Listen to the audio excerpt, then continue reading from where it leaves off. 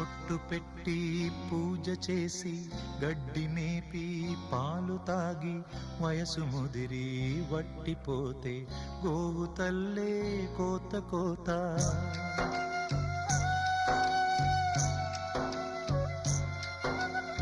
బొట్టు పెట్టి పూజ చేసి గడ్డి మేపి పాలు తాగి వయసు ముదిరి వట్టిపోతే గోవు తల్లే కోత కోత.